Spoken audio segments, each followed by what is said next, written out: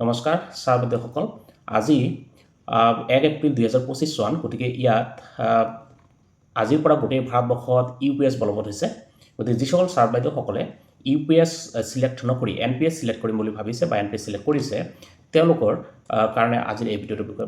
বনাইছোঁ বিশেষকৈ এটা ইনফৰমেশ্যন দিবলৈ আছে হয়তো বহুতে জানে কিন্তু যিসকল নাজানে তেওঁলোকৰ কাৰণে বনাইছোঁ যে এনপিএছত আমাৰ যদি চাকৰিকাল দীৰ্ঘদিন হয় তেনেহ'লে আমি গম পাইছোঁ যে আমাক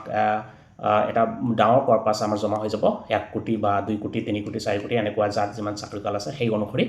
গতিকে আমি এনপিএছ যদি কোনোবাই সিলেক্ট কৰিছে তেনেহ'লে এনপিএছৰ কাৰণে এটা ভাল অপশ্যন আছে আমি যেহেতু 60% আমি ঘূৰাই পাম আৰু 40% যেটো আমাৰ এনুইটি ল'ব লাগিব 60% যেতিয়া আমি ঘূৰাই পাম সেই 60%ৰ আমি টকাখিনি একেবাৰে নলৈ আমি 60%ৰ সিস্টেমেটিক লামসাম উইথড্ৰল এই পদ্ধতিৰ মাধ্যমত আমি মাহে মাহে বা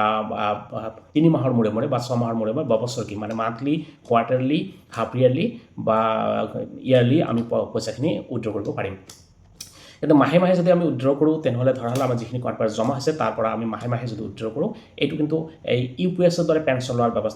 ব্যৱস্থা হৈ যাব আৰু আমাৰ লামসাম এমাউণ্টটো সেফ থাকিব কাৰণ আমি এনপিএছতে সেই বস্তুটো থাকিব আৰু গোটেই টাকাখিনি যিখিনি আমি উইথড্ৰ কৰিম গোটেই টাকাখিনি কিন্তু ট্যাক্স ফ্ৰী হ'ব গতিকে আমি মান্থলি এটা পেনশ্যনৰ ব্যৱস্থা 60% পৰা নিজাববীয়াকৈ কৰিব পাৰিম আৰু গোটেই টকাখিনি যিখিনি ৰৈ যাব সেইখিনি কিন্তু লাহে লাহে গ্ৰোথ হৈ থাকিব অৰ্থাৎ এইটো ইনক্ৰিজ হৈ থাকিব ইণ্টাৰেষ্টখিনি আমি পাই থাকিম গতিকে এফালে আমাৰ টাকাখিনি সেফ থাকিব আমাৰ লামসামটো গোটেই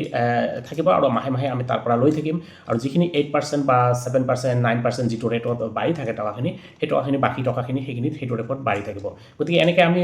75 ইয়াৰ্ছলৈকে কৰিব পাৰিম ইউপিএছত কি হৈছে ইউপিএছত আমাৰ যিখিনি 40% আৰু 60% এই গোটেই টকাখিনি ইউপিএছত থাকি যাব আৰু ইউপিএছত থাকিলে কি হ'ব ইউপিএছৰ সেই গোটেই টকাখিনিৰে কিন্তু চৰকাৰে আমাক এটা মান্থলি বা কোৱাৰ্টাৰলি এনেকৈ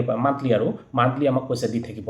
আৰু কিন্তু আমি সেই ব্যৱস্থাটো নিজাববীয়াকৈ এছএলডব্লিউ অৰ্থাৎ সিস্টেমেটিক লামসাম উইথড্ৰলৰ মাধ্যমতে কৰিব পাৰিম যিসকলে মিউচুৱেল ফাণ্ড কৰিছে বা মিউচুৱেল ফাণ্ডৰ লগত বিষয়ে জানে তেওঁলোকে জানে যে মিউচুৱেল ফাণ্ডতো তেনেকৈ এটা পদ্ধতি আছে এছডব্লিউপি মানে সিস্টেমেটিক উইথড্ৰল প্লান আমি মাহে মাহে পইচাখিনি উইথড্ৰ কৰিব থাকিম আৰু বাকী টকাখিনি ইফালে বাঢ়ি থাকিব গতিকে এই পদ্ধতিটোৱে আপোনালোকে ইউজ কৰিব পাৰে যদি কোনোবাই এনপিএছ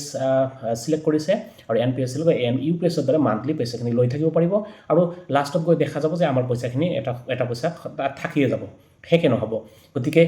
এই পদ্ধতিটোৰ ওপৰত মই ডিটেইলছ ভিডিঅ' যদি লাগে মই বনাই দিম গতিকে আজিৰ এইখিনি ইনফৰমেশ্যন গতিকে এনপিএছ লৈ ইমান চিন্তিত হ'ব নালাগে যদি এনপিএছ আপোনালোকৰ চাকৰিকাল দীৰ্ঘকাল আছে তেনে এনপিএছ যদি লৈছে তেনেহ'লে আমি সিস্টেমেটিক লামসাম উইথড্ৰলত যোগেদি মান্থলি পইচাখিনি উইথড্ৰ কৰিব পাৰিম আৰু বাকী পইচাখিনি আমাৰ তাতে থাকি যাব আমাৰ যেতিয়া মন যাব সেই গোটেইখিনি আমি একেলগে উইথড্ৰ কৰিব পাৰিম গতিকে যিসকলে এনপিএছ সিলেক্ট কৰিছে তেওঁলোকে এই পদ্ধতিটো এবাৰ চাই ল'ব এই পদ্ধতিটোৰ নাম আছে সিস্টেমেটিক লামসাম উইথড্ৰল এই সিস্টেমেটিক লামসাম উইথড্ৰলত যোগেদি এনপিএছৰ টকাখিনি তুলিলে আমি ইউপিএছৰ দৰে মাহে মাহে এটা পেনশ্যনৰ ব্যৱস্থা নিজাববীয়াকৈ কৰিব পাৰিম আৰু গোটেই যিখিনি টাকা থাকিব সেই টকাখিনি আমি কিন্তু প্ৰয়োজনত আমি তাৰ পৰা উইথড্ৰ কৰি একবাৰে গোটেইখিনি ল'ব পাৰিম এইখিনি আছিল ইনফৰমেশ্যন গতিকে ভিডিঅ'টো কেনে লাগিছে জনাব